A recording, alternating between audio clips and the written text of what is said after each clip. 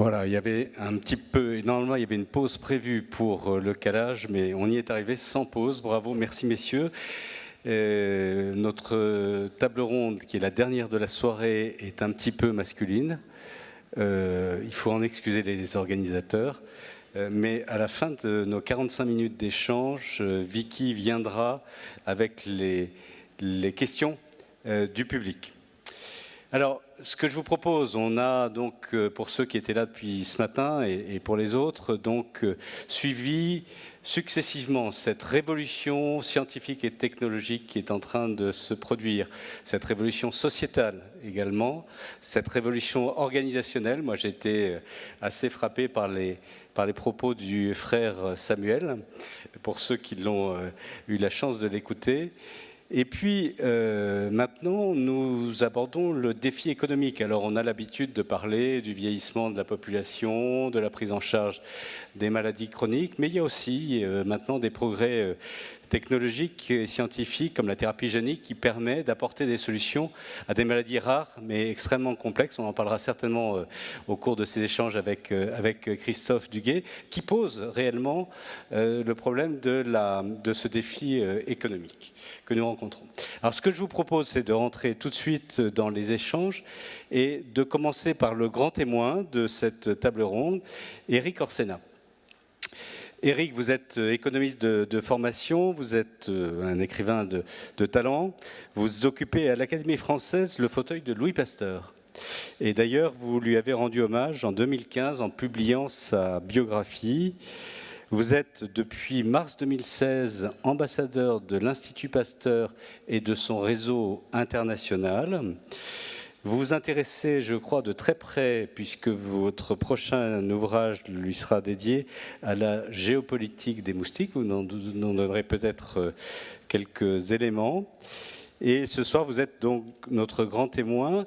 Et ce que je vous demanderai, c'est peut-être d'élargir un petit peu le débat avec vos yeux de grands voyageurs et de nous donner votre vision de cette problématique que vous avez rencontrée lors de vos déplacements à travers le monde.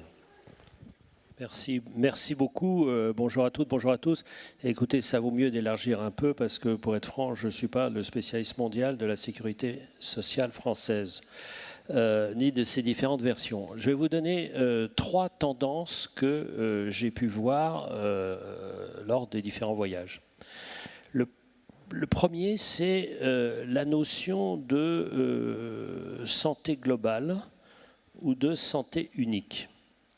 Je dois dire que j'ai découvert, en travaillant sur les moustiques et en voyageant dans le monde entier, parce que ambassadeur de l'Institut Pasteur, ça veut dire que je suis reporter au fond de ce qu'ils font, un peu partout, mais pas seulement l'Institut Pasteur, l'IRD, un peu partout, le CIRAD, voilà, Bill Gates, tout ce qu'on peut imaginer. La première chose donc, c'est qu'il y a un écosystème de santé globale où, au fond, entre les vertébrés, nous, les vecteurs, les moustiques et les parasites, au fond, ça tourne sans arrêt et c'est la même chose. Et ça m'a énormément frappé. Je vais vous donner 2 exemples. J'étais la semaine dernière au Sénégal, à Dakar, à l'Institut Pasteur, où c'est un des endroits où on fabrique le vaccin pour la fièvre jaune. Alors, on commençait par fabriquer le vaccin sur la fièvre jaune avec des cerveaux de souriceaux. Il y a eu des troubles neurologiques, on a changé. Maintenant, on cultive les souches sur des œufs qui doivent être produits avec, évidemment, des garanties très, très particulières d'absence totale de contact avec la moindre bactérie. On pouvait fabriquer ces œufs-là avec les anciennes normes en Afrique. Maintenant, on ne peut pas. Ce qui fait que l'Institut Pasteur de Dakar achète en Allemagne du Nord des œufs de poule qui arrivent à 2 € l'œuf à l'aéroport de Dakar. Premier élément. Deuxième élément, quasi concomitant, c'est qu'il y a eu 11 travailleurs chinois en Angola qui ont été rapatriés en Chine avec une fièvre jaune qui commençait. Terreur en Chine parce que jamais on n'avait vu un seul cas de fièvre jaune en Chine. Et on sait qu'il y a une sorte de manque structurel de vaccins de fièvre jaune. Donc qu'est-ce qui serait passé si ça avait un peu essaimé? Qu'est-ce qu'on aurait fait? Donc, je dois vous dire en avant-première mondiale, j'espère que vous serez sensible à cette révélation, que j'ai fait un petit chapitre qui s'appelle « Fièvre jaune, poule allemande et travailleurs chinois en Angola ». Quand même, ça fait vendre, ça. Enfin, mon livre, en tout cas. Le vaccin, j'en sais rien. Donc, cette question est là. Et vous savez, autre exemple de cette santé globale, c'est que vous savez que les tigres, les moustiques sont arrivés, au Texas dans un lot de vieux pneus. Parce que d'abord, c'est difficile de retirer tout ça, l'humidité, et en même temps, les œufs sont protégés. Donc, ce qui est intéressant, c'est de voir que c'est par un moyen de circulation, le pneu, que le moustique arrive. Et donc, on a tous ces éléments-là qui me sont fascinés. Et on revient au tout début de ce contact intime entre l'homme et l'animal au moment des néolithiques. On invente à la fois l'agriculture sédentarisée et en même temps l'élevage. Et on vit avec les animaux. Donc cet élément-là de santé globale me passionne. Et à chaque fois qu'on urbanise, évidemment, on grignote sur des territoires qui sont habités normalement par des porteurs de virus, donc les virus arrivent. Donc il y a cette dimension-là, moi, qui m'a absolument fasciné, premièrement. Deuxièmement, j'ai évidemment travaillé sur les nouveaux mécanismes de traitement génétique, manipulation génétique avec CRISPR-Cas9 et GeneDrive. Et donc ce mécanisme-là est vraiment intéressant parce que c'est le rêve qu'on croyait possible avec le DDT d'éradiquer. On s'est rendu compte que non. Et donc maintenant, il y a sans doute un rêve possible d'éradiquer. Mais faut-il éradiquer ou faut-il contrôler ? Est-ce qu'on doit être dans la maîtrise qui pourrait être possible, mais avec quelles conséquences ? Alors qu'avant, il y avait la maîtrise qu'on croyait possible et en fait qui est impossible. Et pour une raison qui m'a tout à fait frappé, quand je prenais des cours d'entomologie médicale, qui n'est quand même pas ma formation de base au début, pour m'expliquer pourquoi il y avait des résistances, donc pourquoi il y avait des mutations. Il me dit, c'est très simple. En un siècle, nous, petits êtres humains, on a 4 générations.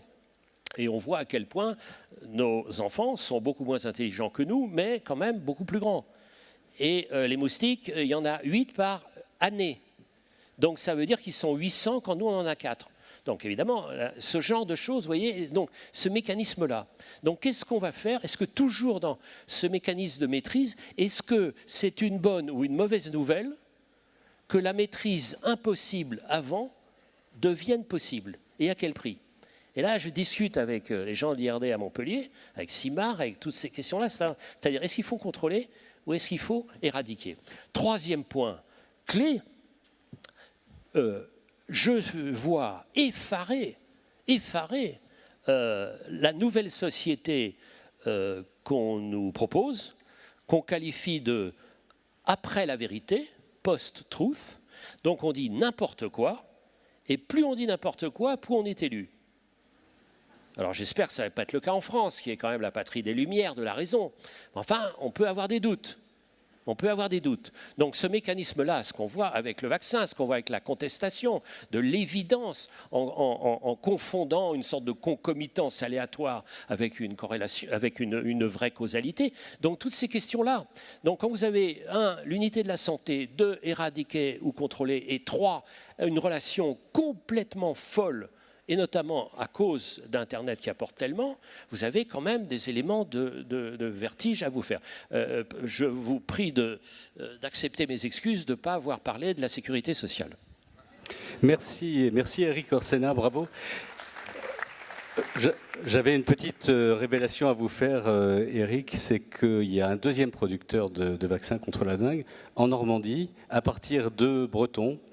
C'est un grand industriel français. J'ai promis de ne pas citer de nom, ni de laboratoire, ni de produit, donc je ne le ferai pas. Mais il n'y a que 2 producteurs mondiaux de ce vaccin. Donc effectivement, on est tout le temps au bord de la rupture et de la difficulté de répondre aux besoins existants. C'est la 2e spécialité de Pont-l'Évêque. Voilà.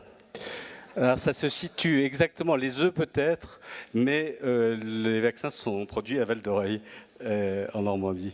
On reviendra tout à l'heure, je pense, avec Jean-Paul Moati, vous avez cité l'IRD, on reviendra avec lui sur cet aspect international. Je voudrais qu'on revienne à la vidéo qu'on a vue et maintenant qu'on voit avec Nicolas Revel, qu'on revienne sur le sujet de la sécurité sociale en France. Alors Nicolas Revel, rapidement, vous êtes haut fonctionnaire, conseiller maître à la Cour des comptes, qui était cité dans le film. Vous êtes devenu, en mai 2012, secrétaire général adjoint de l'Élysée. Vous avez rejoint la direction générale de la CNAM-TS et de l'UNCAM en 2014. Vous me dites si je me trompe dans les dates. Vos équipes publient chaque année un ouvrage extrêmement intéressant. Alors, ce n'est pas le même genre de littérature que la vôtre, Éric Orsena, mais néanmoins qui s'appelle Chargé Produit et qui présente des propositions et des pistes de réflexion.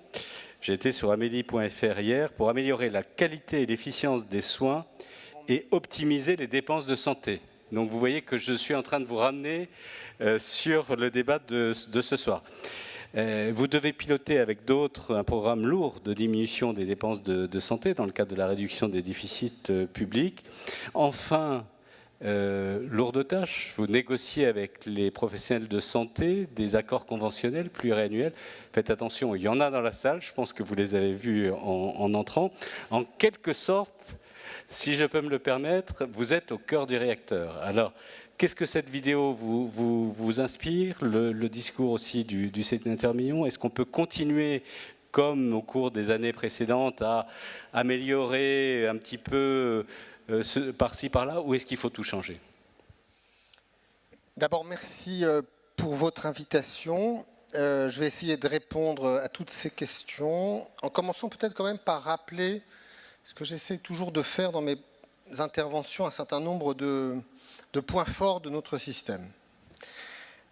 D'abord, la France, je crois, a un système de santé qu'elle ne sous-finance pas. Nous faisons partie des 5 pays qui, derrière les États-Unis, consacreront à la dépense de santé à peu près 11% du produit intérieur brut. Cette contribution, elle progresse, on parle souvent d'économie, en réalité, elle progresse chaque année. Elle progresse d'environ 2% chaque année. Il y a peu de postes de dépenses publiques qui progressent aujourd'hui, chaque année, de 2%. Ça fait à peu près 4 à 5 milliards par an. Troisième élément, nous sommes dans un système qui est parvenu à maintenir une part de financement solidaire, c'est-à-dire la sécurité sociale, qui se situe aujourd'hui autour de 77 à 78%, et qui est stable, contrairement à ce qu'on peut parfois entendre, sur une dizaine d'années. Et quand on regarde la performance de notre système de santé, il y a 1000 manières de l'approcher, des manières où nous ne sommes pas très bons, quand on prend en compte les facteurs de risque et les politiques de prévention, quand on juge le système français au regard d'un critère qui est la qualité thérapeutique de l'offre de soins, et l'OCDE le mesure, l'OCDE place la France au premier rang du monde par la qualité du système de santé français à soigner ce qui se prend en charge. D'ailleurs, il y a un chiffre qu'en France on ne connaît pas suffisamment. L'espérance de vie à la naissance se situe au 5e, 6e rang mondial, ce qui, par rapport à la dépense de santé que nous consacrons en pourcentage du PIB, est cohérent. Quand on regarde notre espérance de vie pour ceux qui sont arrivés à 65 ans, c'est-à-dire qui révèlent et témoignent de la qualité des prises en charge sur les pathologies chroniques liées au vieillissement, nous étions premiers, nous sommes passés deuxième derrière le Japon ou la Suisse, selon qu'on parle des femmes ou des hommes. Merci, c'est une bonne nouvelle, même pour un immortel. Et on va tous y arriver, et on s'en félicite tous. Et enfin, j'y insiste malgré tout, le déficit de la sécurité sociale, qui a été mentionné en 2004 à hauteur de 12-14 milliards d'euros, qui était de 8 milliards d'euros il y a 5 ans, progressivement se réduit, puisque nous serons à 4,1 milliards en 2016, et que la projection, la prévision se situe à 2,6 l'année prochaine. Voilà ce que je crois être malgré tout un ensemble d'éléments qui méritent d'être rappelés. Maintenant, c'est une photo. Et notre sujet, c'est que nous ne sommes pas sur un sujet statique, nous sommes sur un sujet de dynamique. Quel est l'enjeu auquel la sécurité sociale et notre système de santé est confronté aujourd'hui et le sera chaque année à court et moyen terme? Nous avons aujourd'hui une dépense de santé qui progresse naturellement, spontanément, de 3,5 à 4% par an. Parce que le vieillissement de la population, parce que le développement des pathologies chroniques, parce qu'un certain nombre d'innovations thérapeutiques coûteuses qui arrivent, et parce qu'il y a aussi, j'y reviendrai, une sous-efficience globale qui caractérise notre système comme d'autres systèmes autour de nous. Or, nous ne savons financer, dans un souci d'équilibre de nos finances sociales, qui est, je crois, un élément structurant et durable, et qui fait aujourd'hui consensus, nous savons financer la moitié. C'est-à-dire un rythme de progression d'environ 2%, parce que c'est ce que nous savons dégager comme ressources supplémentaires chaque année. Donc, comment passer de 4 à 2%? C'est un enjeu, un défi, une tâche ou un ouvrage qui doit être remis sur le métier chaque année. 3 manières potentielles théoriques de le faire, 2 que je considère comme moins privilégiées que la 3e. La première, c'est les déremboursements. Il me semble que le déremboursement présente au moins un inconvénient, au-delà de ce que cela peut entraîner comme risque d'accès aux soins, c'est que ça ne règle pas la question du déficit.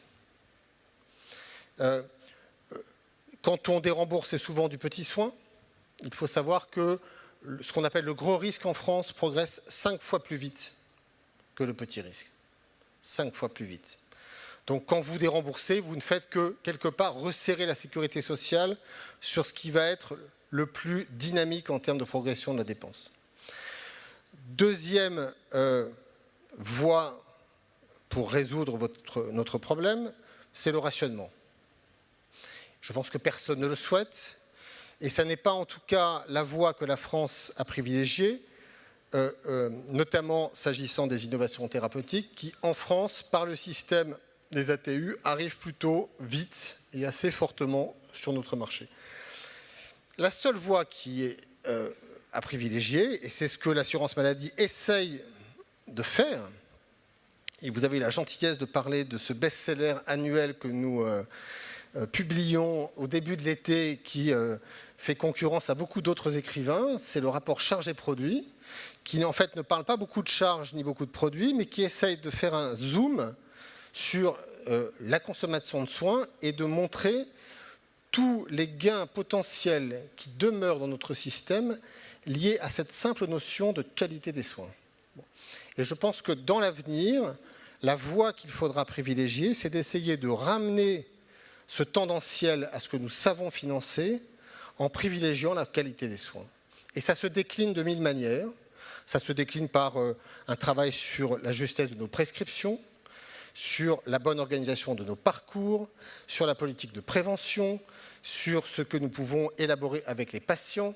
Et il y a là de quoi faire durablement pour essayer de nous ramener dans le chemin d'un système de sécurité sociale qui continue de rester au rendez-vous de ses grands atouts et qui parvient à assurer sa soutenabilité. Merci beaucoup Nicolas Revel. Je pense qu'on reviendra tout à l'heure avec Nicolas Bouzou sur ces points. Il a publié un rapport qui s'appelle Santé 2030. Donc là, on saute assez loin, qui est intéressant. Avant, je voudrais donner la parole aux représentants des patients. Donc on a entendu tout à l'heure Carole Avril sur le diabète. Christophe Duguet, vous êtes ingénieur de formation et diplômé de Sciences Po, mais vous êtes surtout le directeur des affaires publiques d'AFM Téléthon, Téléthon qui vient de vivre sa 30e édition, avec un beau score de 80 millions de promesses de dons. Sur 30 ans, c'est quand même, faut le faire, comme on dit. Vous avez, depuis plus de 15 ans, dédié votre vie à la reconnaissance des maladies qu'on dit rares et souvent complexes, on le disait tout à l'heure. qui doivent devenir des priorités de santé publique. Et à ce titre, vous êtes impliqué dans l'élaboration, dans le suivi et dans la mise en place des plans nationaux maladies rares. Je crois que le troisième du nom est en cours de réflexion.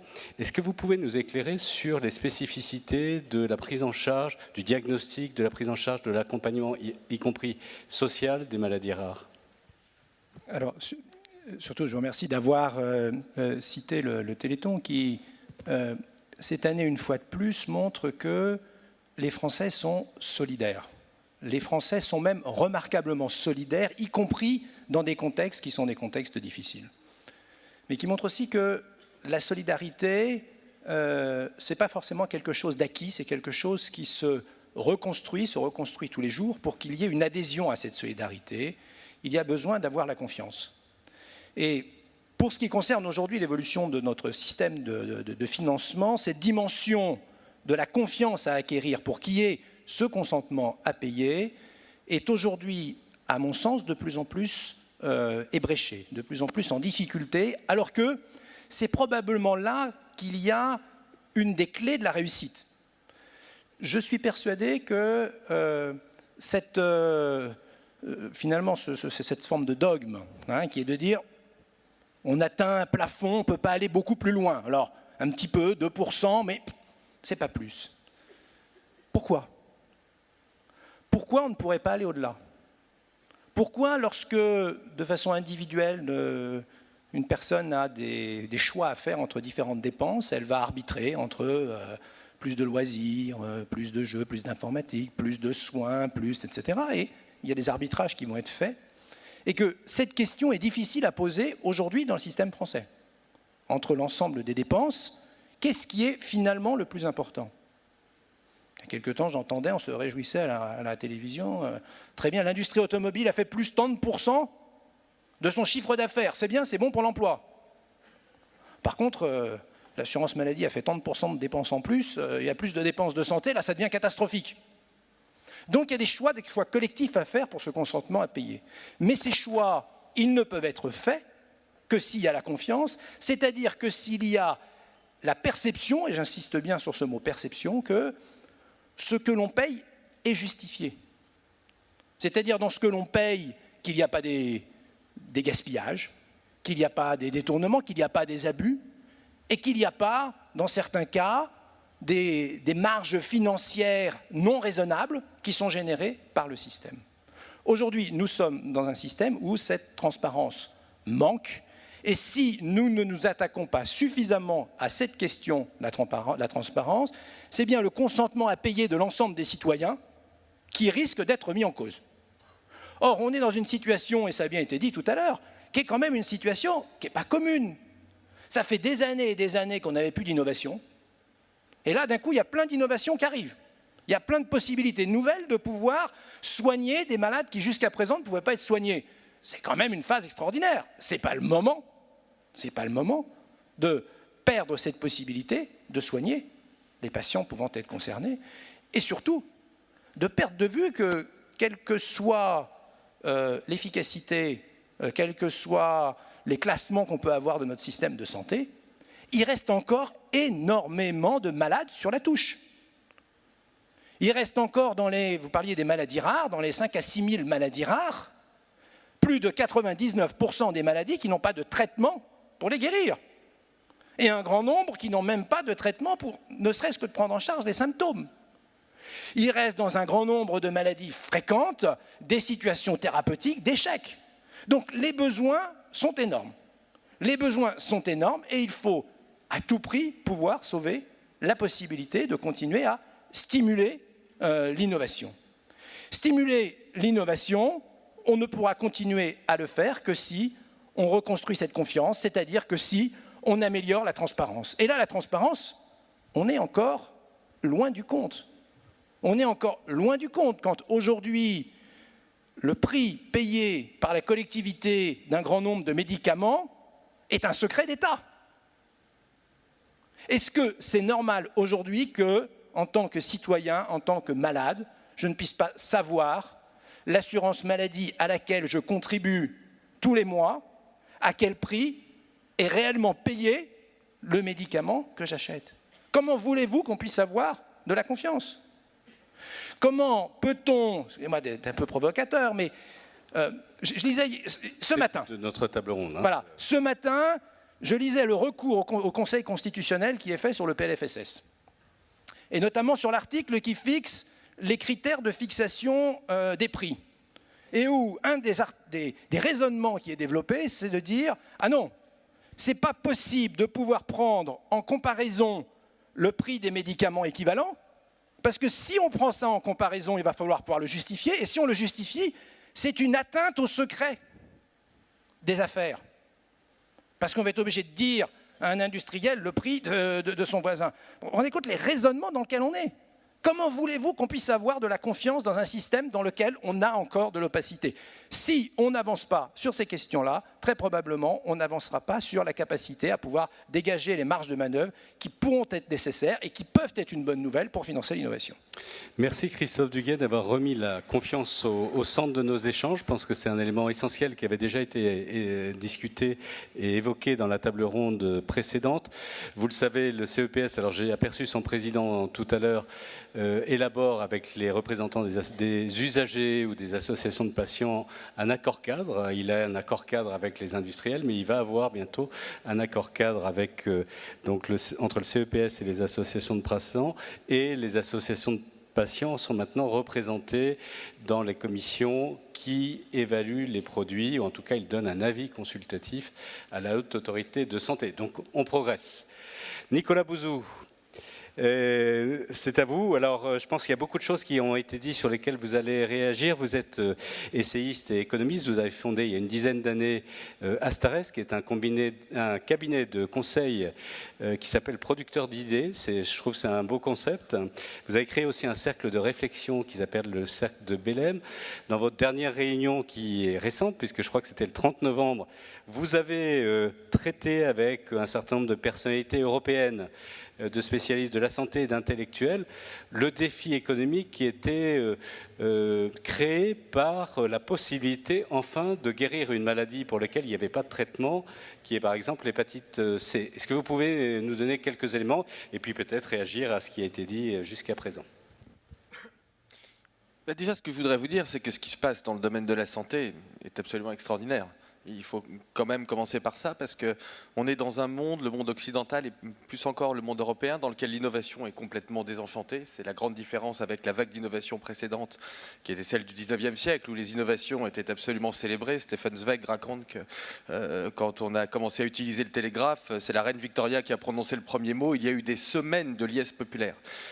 Quand on a sorti le médicament sur l'hépatite C, qui permet de mettre fin à une maladie qui, à bien des écarts, me semble extrêmement antipathique, il n'y a pas eu beaucoup de scènes de liesse.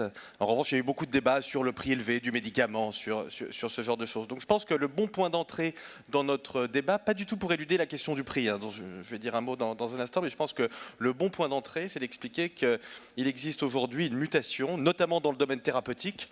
Pas que, parce qu'on pourrait aussi parler de l'industrie, on pourrait aussi parler de la chirurgie, on pourrait aussi parler des techniques d'imagerie qui, elles aussi, connaissent une mutation absolument extraordinaire. Mais dans le domaine des thérapies, des médicaments, il existe une mutation qui est sans précédent, de la même façon que la mutation technologique et économique globale que nous vivons est quasiment sans précédent. Je pense qu'il y en a eu 4 d'une ampleur à peu près comparable: l'invention de l'agriculture, l'Antiquité, la Renaissance et donc le 19e siècle dont je parlais il y a un instant. D'ailleurs, de façon tout à fait intéressante, la santé est toujours au cœur de ces mutations. C'est-à-dire que le siècle d'Hippocrate, le siècle d'Ambroise Paré, le siècle de Pasteur, bien évidemment.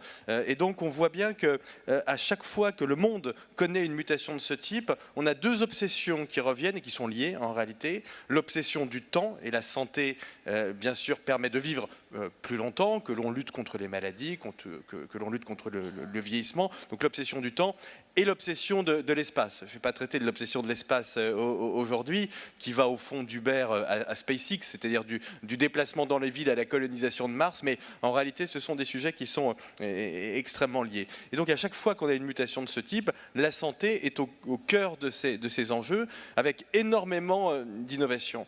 Alors le problème de l'innovation, c'est qu'en règle générale, et là je ne parle pas que de la santé, je vais revenir sur la santé dans un instant, mais le problème de l'innovation, c'est qu'en général, elle se déroule en 3 temps, dans tous les domaines.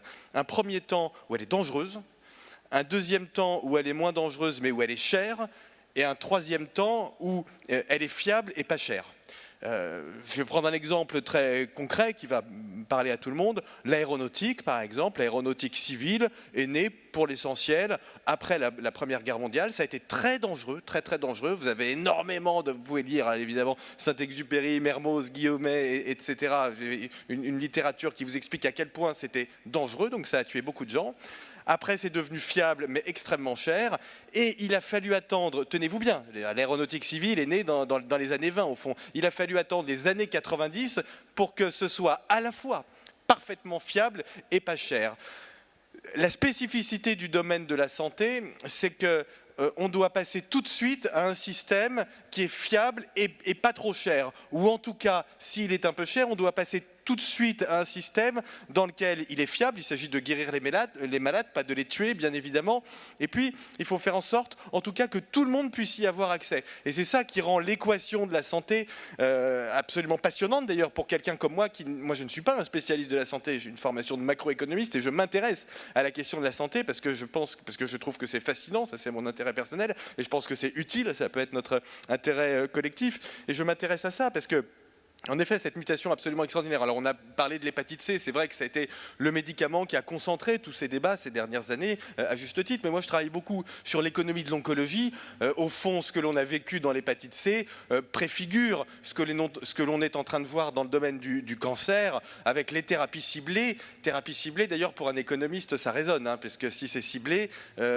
je ne vais pas faire donner de cours de microéconomie, mais enfin on maximise les coûts et on maximise les prix d'une certaine façon. On a beaucoup de recherche et développement et pas beaucoup de marché, donc on a des prix qui peuvent tendre à la limite vers l'infini. Donc c'est évidemment un business model qui est très compliqué, surtout quand on veut faire en sorte que tous les gens qui en ont besoin y aient accès. Donc les thérapies ciblées, l'immunothérapie, là on voit qu'on a des innovations qui sont absolument passionnantes parce qu'elles donnent des résultats sur certains groupes de patients. Elles donnent des résultats extrêmement encourageants sur certains groupes de patients, mais elles coûtent cher. Alors c'est vrai qu'on se concentre souvent sur le prix, à juste titre. Il est parfaitement légitime que l'assurance maladie, que les pouvoirs publics, en règle générale, aient des négociations dures avec les laboratoires pharmaceutiques. Ça me paraît absolument dans l'ordre des choses. Simplement, même si ces médicaments sont rendus moins chers par la négociation, ils resteront chers. Si vous passez de 100 000 à 50 000 euros, c'est formidable, vous avez divisé le prix par 2, vous aviez un médicament qui est cher, vous avez toujours un médicament qui est cher au fond.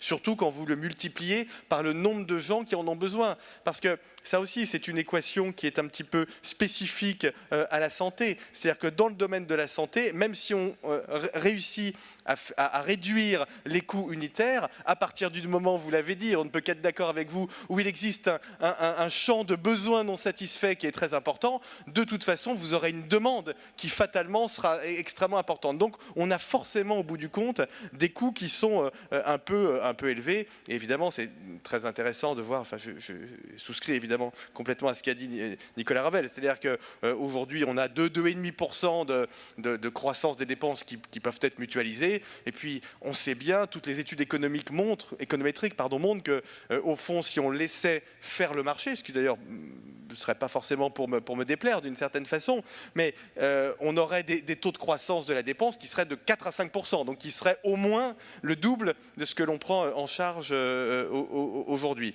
Et d'ailleurs, vous posiez cette question qui moi aussi me frappe même en tant qu'économiste, et en tant qu'économiste hypocondriaque, moi j'ai cette double casquette, donc je suis très sensible à l'idée selon laquelle il faut dépenser plus dans le domaine de la santé que dans l'automobile. Ça, j'adhère parfaitement à ça. Mais justement, il faut résoudre d'un côté, on a 2%, et en effet, ça me paraît déraisonnable de faire plus, et de l'autre, on doit avoir des dépenses de santé qui augmentent plus. Alors comment est-ce qu'on résout cette équation ? Je donne une première piste, et d'ailleurs je suis très heureux de voir qu'elle est débattue dans la campagne présidentielle. Je suis étonné d'ailleurs de voir à quel point elle est débattue, mais c'est au fond le débat que l'on a appelé ces derniers jours « petit risque, gros risque ».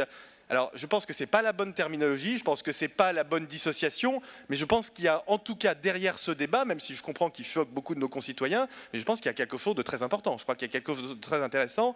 Alors moi, la terminologie que j'emploie pour ma part et qui ne recouvre pas la même chose, c'est pour ça que la terminologie a son importance, c'est solidarité assurance. Je pense que c'est quelque chose qui est plus clair de se dire, au fond, il y a des domaines dans lesquels on a besoin d'une solidarité à 100%. Des gens qui ont une femme qui a un cancer du sein, par exemple, moi je trouve que c'est notre contrat social, tout doit être remboursé, tout, absolument tout, sans qu'on ait à discuter de bout de chandelle, etc. Voilà. Donc ça, je pense que ça fait partie de la solidarité. Le rhume, c'est vrai que c'était un très mauvais exemple de débat ces derniers jours, parce que je ne sais pas bien dire, en fait, si le rhume... Là, voilà. si vous relancez le débat, on est mort. Non, je ne vais pas le relancer. Je vais donner une réponse qui est beaucoup plus simple. Puisque nous entrons dans la période, le ski, évidemment, relève de l'assurance. Ça fait absolument aucun doute. Oui, le ski relève de l'assurance, ça ne relève pas de la solidarité, je suis désolé. Moi, je suis un très mauvais skieur. Si je me luxe l'épaule, je ne vois absolument pas pourquoi les gens qui n'ont pas les moyens d'aller au ski paieraient pour moi, si vous voulez. Donc, je pense qu'on peut avoir ce débat de façon extrêmement... non, mais on peut prendre d'autres exemples en traumatologie, et pour ça, un champ qui est facile. Donc, et je m'arrête dans 35 secondes, je crois qu'il y a la question du financement qui doit être adressée et qui me paraît passionnante, et puis il y a celle, on en a déjà un peu parlé, Guy Valencien et ses invités en ont parlé précédemment, il y a celle de l'organisation du système de soins. Et au fond, et je terminerai par là, on est dans un monde dans le domaine de la santé qui est schumpeterien. Schumpeterien, ça veut dire qu'on a beaucoup de nouveautés qui sont en train de détruire un ancien monde. Ce que Schumpeter appelait la destruction créatrice, ça veut dire que, au fond, vous avez énormément... j'ai parlé des médicaments, mais je pourrais... Le robot chirurgical, c'est quelque chose de nouveau, c'est formidable, mais ça détruit, au fond, d'anciennes façons de faire. La grande difficulté, c'est que si vous voulez être... Il le faut être schumpeterien jusqu'au bout, il faut l'être aussi dans l'organisation. Et c'est là où c'est très intéressant, parce que la santé est le secteur dans lequel les organisations sont les plus rigides, bien évidemment. Les organisations en Europe et en France sont déjà rigides, mais en santé, elles sont encore plus rigides. Rien de plus rigide qu'un hôpital, rien de plus rigide que l'assurance maladie, et ça n'est pas une critique, c'est lié à son histoire, c'est lié au fait que ce sont de très grosses organisations, donc il faut absolument comprendre ça. Simplement, si vous avez une destruction créatrice dans le domaine technologique et que vous ne l'avez pas dans le domaine de l'organisation, c'est là où justement on ne permettra pas à tout le monde d'accéder à ces innovations. Et donc je pense que ce champ de réflexion, de réforme sur le système de santé, il est absolument passionnant ces prochaines années, et il faut qu'on l'évite, et la France est capable d'innover. Il y a des innovations organisationnelles en France qui sont absolument extraordinaires, et j'en prends une là vraiment en 15 secondes, parce que quand on a la chance de voyager, moi je vous promets, on m'en parle dans le monde entier, ce sont les instituts de lutte, les centres de lutte contre le cancer par exemple. Quand vous expliquez à des Américains que, alors pardonnez-moi, tout le monde ne vient pas de Paris, mais qu'à quelques kilomètres de Paris, vous avez Gustave Roussy avec les meilleures technologies du monde, que tous les Français peuvent y aller et que c'est gratuit, je peux vous dire que dans le monde entier, on vous regarde en disant mais c'est pas possible. Donc c'est vraiment à ça qu'il faut qu'on réfléchisse pour pouvoir justement concilier ce qui fait un peu notre identité, pas seulement en France, mais en Europe, puisque je m'intéresse beaucoup aux questions européennes, c'est-à-dire arriver à concilier cette innovation, cette extraordinaire vague d'innovation qui est en train d'arriver, qui est une chance, mais absolument extraordinaire, et cette équité. Merci beaucoup Nicolas pour cet éclairage. On va revenir, voilà. Mais tout le monde mérite les applaudissements. Jean-Paul Moati, vous êtes professeur d'économie à Aix-Marseille Université. Vous avez dirigé alors, ce qu'on appelle l'ITMO, l'Institut thématique multi-organisme d'Avisan sur la santé publique. J'ai réussi, je ne me suis pas trompé. Depuis mai 2015, vous êtes le président directeur général de l'IRD, l'Institut de recherche et de développement. Est-ce que vous pouvez revenir un petit peu sur le problème des pays du Sud, sur l'accès, sur ce que vous avez vu depuis maintenant un peu plus d'1 an et demi que vous dirigez l'IRD? Oui, justement, le fait d'être confronté à la question des relations Nord-Sud, des pays de collaboration scientifique avec les pays en développement, qui est notre raison d'être à l'IRD, dont Eric a eu la gentillesse de parler déjà, ça conduit à relativiser un certain nombre de choses. Ça a déjà été fait d'ailleurs par d'autres intervenants avant moi.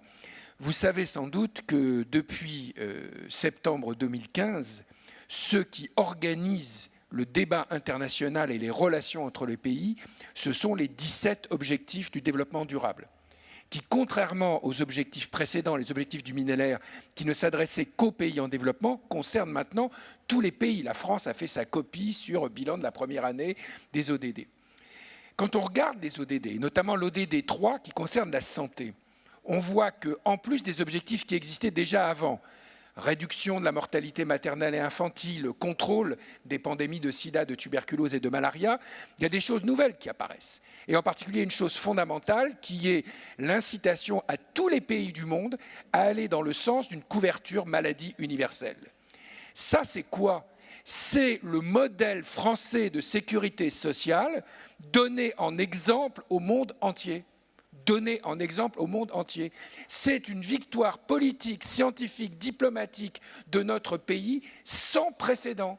Parce que les anglo-saxons, je suis bien placé pour le savoir, n'en voulaient pas. Et donc ça conduit à relativiser les choses. Et donc à partir du moment où on parle couverture maladie universelle, dans des pays où, Afrique subsaharienne, Asie du Sud-Est, aujourd'hui, les dépenses de santé par tête, tout compris, c'est-à-dire même avec la contribution des ménages, qui est très importante, c'est en gros 30 € par personne et par tête, et dans les projections les plus optimistes, comme celles que j'ai faites, c'est 100 €, un peu plus de 100 €, avec des scénarios macroéconomiques optimistes pour l'Afrique, par exemple, à l'horizon 2030. Avec ça, on ne fait pas les objectifs de développement durable, on ne fait pas la couverture maladie universelle. Mais donc, s'ils veulent aller dans ce sens-là, quel débat commence-t-il à avoir? Exactement le débat que vous venez d'évoquer, Nicolas. C'est qu'est-ce qui est légitime de relever d'un financement solidaire, d'un financement où on ne paie pas parce qu'on est malade, mais on paie par exemple comme en France à proportion du revenu, donc c'est plus de l'assurance, ou en tout cas c'est de l'assurance socialisée, et qu'est-ce qui doit rester du domaine du choix personnel, de l'assurance complémentaire, de l'assurance privée, etc. C'est ça le débat qu'ils ont en permanence. Et d'une certaine façon, quand je redeviens l'économiste de la santé que j'ai toujours été, c'est vrai que quand je vois l'actualité récente, ça me désespère un peu. Parce que, indépendamment des prises de position politiques, j'ai quand même un peu l'impression que quand on veut mettre ce débat sur la table, les choix à faire entre comment assurer l'accès aux thérapies ciblées en cancérologie, par exemple, par rapport, compte tenu des contraintes budgétaires que nous avons, qui sont des choix fondamentaux, on a un peu l'impression qu'on retombe très vite dans le sempiternel débat sur médecine à deux vitesses, et donc on ne peut plus discuter. Alors qu'en réalité, c'est notre propre expérience qui alimente le débat sur ce sujet dans les pays du monde. Ça, c'est la première chose. Alors, pour en venir plus aux médicaments, moi, il se trouve qu'avec un certain nombre d'experts de l'Agence nationale de recherche sur le sida, j'ai répondu à la fin des années 90 à l'appel magnifique du président Chirac qui disait « c'est pas possible qu'il n'y ait pas accès aux médicaments essentiels et qu'il y ait le traitement au nord pour les patients atteints de sida, de tuberculose, de malaria, et au sud uniquement la prévention ». Et nous avions contre nous l'écrasante majorité des experts, et notamment des experts anglo-saxons.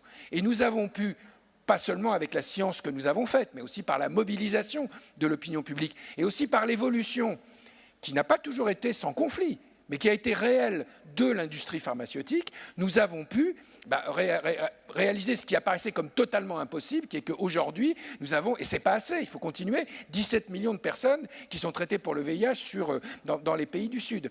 Comment ça a été possible? Ça a été possible par un mécanisme de prix différentiel, où en quelques années, on a fait baisser les prix des trithérapies et des autres combinaisons artémisines pour le paludisme de plusieurs milliers d'euros à quelques centaines d'euros.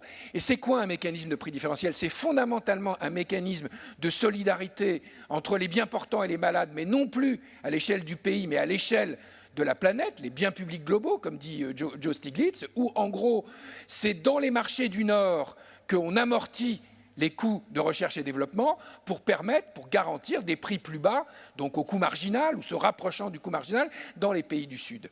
Alors c'est vrai que ce n'est pas toujours facile, ça n'a pas toujours été facile avec l'industrie pharmaceutique de parvenir à cela. Beaucoup de concurrence générique a été nécessaire, beaucoup de concurrence, beaucoup de pression des opinions publiques, mais aussi l'évolution spontanée, et que je salue, des grandes firmes pharmaceutiques concernées. Et donc, ça veut dire par exemple que si on veut poursuivre ce mécanisme, et le généraliser à l'ensemble des pathologies. Parce que c'est ça le point important. C'est qu'il y a cette idée qui est fausse que les maladies infectieuses, c'est le Sud, même si on peut être menacé ici, et les maladies chroniques, c'est le Nord. C'est absolument plus le cas. Aujourd'hui, à partir dans les pays c'est-à-dire la grande majorité des pays où le revenu par tête est supérieur à 1 000 $, c'est pas grand-chose, 1 000 $, c'est 35 à 40 fois moins que nous, hein, déjà, plus de la moitié de la mortalité vient des maladies chroniques. Donc, toutes les molécules que nous mettons en place aujourd'hui, la question va et doit se poser de savoir si elles vont rentrer dans la couverture maladie universelle des pays du Sud.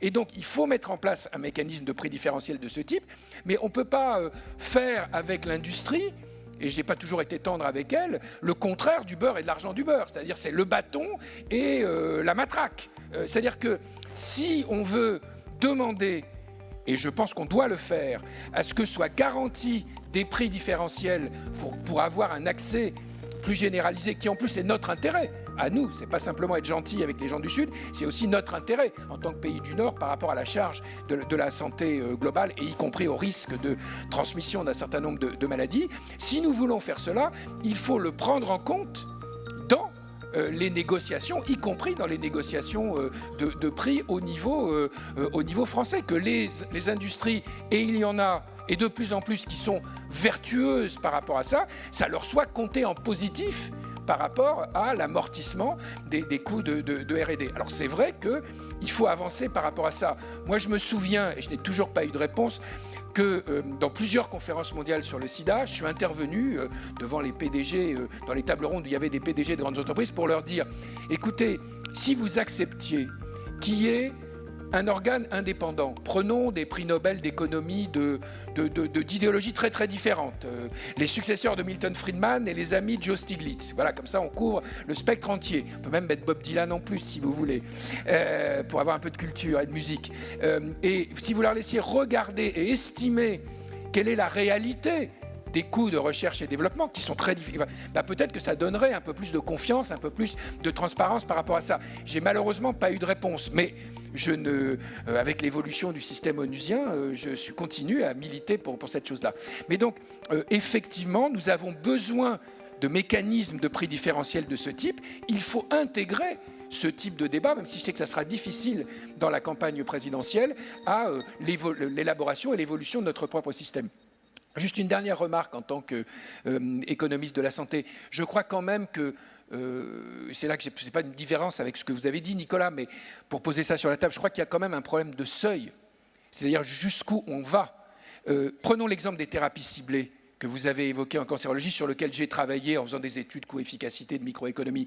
Il y a des thérapies ciblées dans un certain nombre d'indications aujourd'hui qui vous donnent, avec des hypothèses réalistes, des coûts par année de vie gagnée de l'ordre de 20 000 €. C'est tout à fait raisonnable. Il y a énormément d'innovations médicales qu'on finance sans se poser de questions qui sont de cet ordre-là. On n'est à même pas une fois le PNB par tête. Mais il y a d'autres thérapies, d'autres innovations, parce qu'on a des rendements décroissants très vite, qui très très vite arrivent à des coûts exponentiels, de l'ordre de plusieurs millions d'euros, voire dizaines de millions d'euros par année de vie gagnée. Je me suis un petit peu fâché avec M. Bernard Kouchner quand je lui ai expliqué que rajouter encore des PCR pour l'hépatite C dans les dons de sang pour avoir une année de vie gagnée à 500 millions d'euros dans les hypothèses les plus réalistes, c'était peut-être dépenser un peu trop. Donc on doit aussi poser cette question des limites et les poser collectivement, et j'espère que le débat de la présidentielle permettra de les poser dans le cadre global et pas rester dans une espèce de ping-pong idéologique qui ne fait pas avancer les choses. Messieurs, on a explosé le timing. Je propose que pendant que Vicky monte et s'installe, Nicolas Revel, vous avez été interpellé, vous répondiez, Christophe Duguay, et on laissera 2 minutes à Éric Orsena pour jouer son rôle de grand témoin et conclure. En style télégraphique, je réponds à l'autre Nicolas que moi je ne crois pas trop que ce sujet du 2 et du 4% se règle par solidarité et assurance, parce qu'encore une fois, la dynamique de la dépense, elle se concentre sur ce qui sera toujours un sujet de solidarité. Voilà. Donc ce n'est pas les accidents de ski qui font que ça augmente vite, c'est les pathologies lourdes. Je pense qu'en revanche, vous l'avez amorcé, le vrai sujet de fond qu'on a demain, c'est de faire que nous sachions réfléchir à nos outils de financement en France, de sorte que nous puissions davantage encourager l'innovation organisationnelle. Nous avons des modes de financement très cloisonnés, par profession, fondés sur l'acte, et nous savons très peu rémunérer les parcours, la coordination et la performance. Et donc il y a un vrai chantier sur comment on innove et comment on expérimente en France et comment on finance en passant de l'expérimentation à des outils de financement durable. Et je ne crois pas, pour être très clair, que l'assurance maladie telle qu'elle existe soit un outil inadapté pour accompagner cela. Troisième élément de réponse sur la question des prix. Et je suis d'accord évidemment que l'innovation coûtera toujours plus cher qu'un vieux médicament proche d'être génériqué. Après, la question, c'est le juste prix.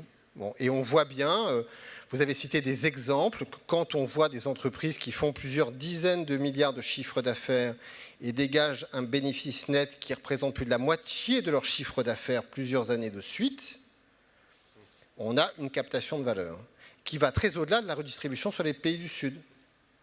Voilà. Donc je pense que ce sujet, il faut le poser, y compris sur l'oncologie, où l'efficacité thérapeutique des produits doit être aussi éprouvée en vie réelle, alors même que ces produits arrivent de plus en plus vite.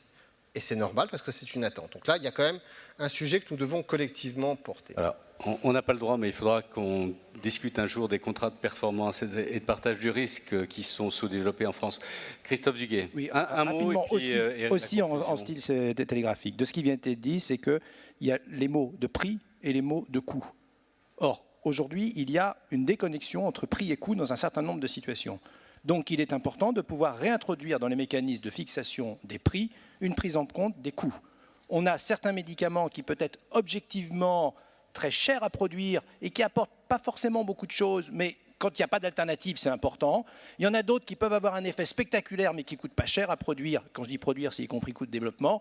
Il n'est pas non plus raisonnable d'avoir des marges qui sont des marges non raisonnables. Première chose. Deuxième chose que je laisse aussi à la réflexion, si je peux me c'est que la grande question là, c'est ce que j'ai évoqué, c'est la question de l'estimation des coûts réels. Exactement, qui doit pouvoir être un des éléments de fixation des prix. La deuxième chose que je laisse effectivement aussi à réflexion, quand on est dans des situations de mise sur le marché de médicaments ou de marché sur le médicament où il y a de la concurrence, existe un arsenal législatif pour éviter les situations d'abus de position dominante. Quand on est dans une situation d'innovation où il n'y a pas de concurrence, il n'y a pas d'outil qui permet aujourd'hui de réguler les positions d'abus de position dominante. Si on n'avance pas là-dessus, on trouvera toujours une situation difficile d'être dans des situations où on a un rapport de force qui est un rapport de force entre un laboratoire et une société prête à payer qui est difficile. Voilà, je ne vais pas plus loin. Et l'engagement de la démonstration de la valeur en vie réelle que l'industriel doit apporter, qui module les prix, effectivement. Éric, vous revient. Quatre remarques. Premièrement, c'est insupportable quand on dit c'était mieux avant. J'en peux plus. Vraiment, parce que ça va, quoi, c'est pas vrai. Et qu'à chaque fois qu'il y a quelque chose qui arrive, ah là là, il y aura le bon chirurgien, et ben un robot, ça peut être bien aussi. D'autant plus quand on voit quel est le temps du médecin. Si le robot libère du temps du médecin, bonne nouvelle. Donc, premièrement. Deuxième remarque, la confiance. Alors, il n'est pas sûr que la transparence augmente la confiance.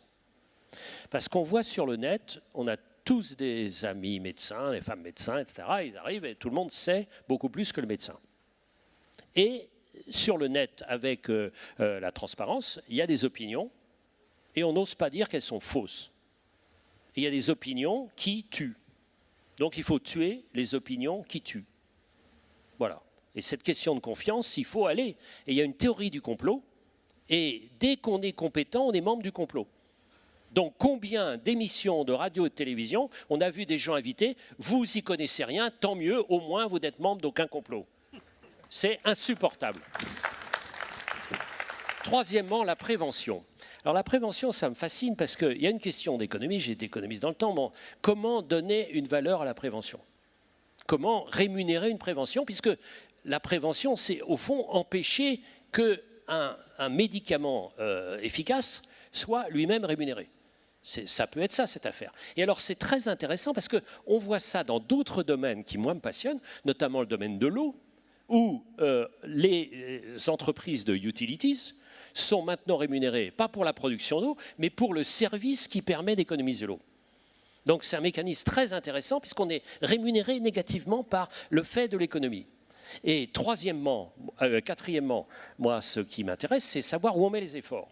Alors, j'ai participé, c'était formidable, il y avait les 33 patrons des 33 instituts Pasteur du monde. Et ils disaient, on est plusieurs milliers post-doc, et où est-ce qu'on met nos efforts? Si on met sur les maladies infectieuses, Ebola, c'est 12 000 morts. Et si on mettait sur les maladies métaboliques, chroniques, etc., est-ce qu'on ne pourrait pas être plus efficace dans ces domaines-là? Et alors, je redis ce que vous dites, évidemment, c'est que arrêtons de dire que les maladies métaboliques sont des maladies du Nord. Il n'y a pas plus de diabète dans les pays où je vais que dans les maladies du Sud. Merci. Merci à vous, messieurs. Allez, très rapidement, parce que le temps presse. Très rapidement, une question pour vous, Nicolas Bouzou. Jusqu'où peut aller la solidarité dans la prise en charge des patients et le remboursement des médicaments? C'est assez simple, elle peut aller jusqu'où la fiscalité peut aller. C'est-à-dire qu'à mon avis, on est déjà sur des niveaux qui, en France, sont relativement élevés. Alors, d'après ce que j'ai pu comprendre en regardant un certain nombre d'enquêtes d'opinion. C'est-à-dire qu'au fond, la solidarité, elle doit être financée par l'impôt. Et d'ailleurs, on voit bien qu'on tourne aussi autour de ce débat, et pas seulement chez François Fillon, mais chez d'autres candidats. Qu'est-ce qu'on met sur la TVA? Qu'est-ce qu'on met sur la CSG? J'entends de plus en plus parler de la CSG. Qu'est-ce qu'on met plutôt chez les retraités de la CSG? On voit bien l'idée, que je ne partage pas d'ailleurs, mais je vois l'idée derrière ça, c'est que finalement, ce serait aussi une façon aux gens qui utilisent le plus la solidarité d'être un peu solidaires entre eux. Donc bon, on voit bien qu'on tourne autour de cette idée, mais donc la réponse à ça, c'est la solidarité, elle va jusqu'où peut aller l'acceptation de l'impôt. C'est-à-dire qu'en France, on est déjà quand même à des niveaux qui sont relativement avancés, me semble-t-il. Bon, merci beaucoup, messieurs. Malheureusement, on doit déjà s'arrêter là.